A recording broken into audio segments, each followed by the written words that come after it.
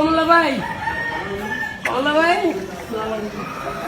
একটা কমলা গেঞ্জি কমলা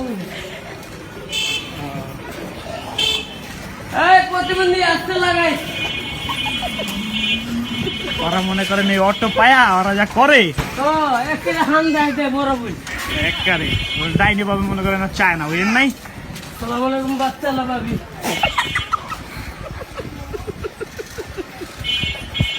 আপনারা এত হাঁসের কুচ খাইছেন নি? ওই আশের পুটকি খেয়েছে না বুঝলো হাঁসের কুচি খায় ওই খায় Hey, how are you?